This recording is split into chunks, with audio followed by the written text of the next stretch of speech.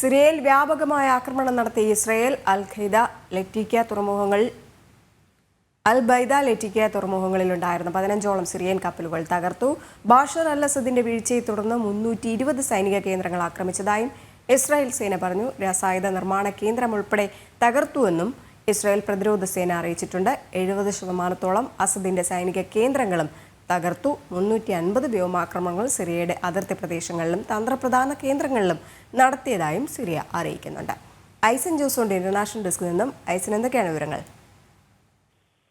രജനി, തീർച്ചയായും സിറിയയിൽ അതിശക്തമായ ഒരു ആക്രമണമാണ് നടന്നിരിക്കുന്നത് എന്ന കാര്യത്തിൽ വളരെ കൃത്യമായ ഒരു നിലപാടുകളാണ് അറിയിച്ചിരിക്കുന്നത്. 350ഓളം കേന്ദ്രങ്ങളിൽ അതിശക്തമായ ആക്രമണം സിറിയയിൽ ഇസ്രായേൽ നടത്തി എന്നൊരു വിവരമാണ് ഇപ്പോൾ നമുക്ക് ലഭ്യമാകുന്നത്.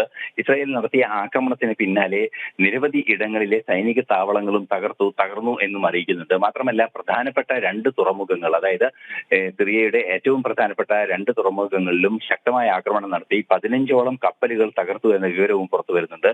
സ്വാഭാവികമായും അറിയാൻ സാധിക്കുന്നതാണ്, ഇത്തരത്തിൽ അതിശക്തമായ ഒരു ആക്രമണം സിറിയൻ മേഖലകളിൽ നടത്തുന്നതിന്റെ ലക്ഷ്യം തന്നെ ഭീകരരുടെ കൈവശം ആയുധങ്ങളും അതുപോലെ തന്നെ മറ്റു സൈനിക സംവിധാനങ്ങളും എത്താതിരിക്കുക എന്ന ലക്ഷ്യത്തോടെയാണെന്ന് നേരത്തെ തന്നെ ഇസ്രായേൽ വ്യക്തമാക്കിയിരുന്നു. ഇസ്രായേലിന്റെ കൃത്യമായ ഒരു നീക്കം നേരത്തെ തന്നെ കണ്ടിരുന്നു. ഗോലാൻ കുന്നുകളുടെ പരിസരങ്ങളിലെ ബഫർ സോണുകളിലെല്ലാം തന്നെ ഇസ്രായേലിൽ ബഷാർ അൽ അസദിന്റെ സ്ഥാനഭ്രഷ്ടനാക്കപ്പെട്ട ആ നിമിഷം മുതൽ കാണാൻ സാധിച്ചു. നിമിഷം മുതൽ നടപടികളുണ്ടായി. അത്തരത്തിലുള്ള നീക്കങ്ങൾ കൃത്യമായും ഒരു സൈനിക നീക്കങ്ങൾ ഏത് രീതിയിലാണോ ഭീകരർ ഇനിയും നടത്താൻ ഒരുങ്ങുന്നത് അതിനെ കൃത്യമായി തടയിടുക എന്ന ലക്ഷ്യത്തോടെയുള്ള നീക്കം തന്നെയാണ് ഇപ്പോൾ ഇസ്രായേൽ സൈന്യത്തിന്റെ ഭാഗത്തു നിന്നുണ്ടാകുന്നത്. തുടർച്ചയായും ഇസ്രായേൽ സൈന്യം ഇത്തരത്തിലുള്ള ആക്രമണങ്ങൾ നടത്തുമെന്ന് തന്നെയാണ് ഇനിയും ലഭ്യമാകുന്ന വിവരങ്ങളിൽ നിന്നും മനസ്സിലാക്കാൻ സാധിക്കുന്നത്. വിവരങ്ങൾ പങ്കുവച്ചത്.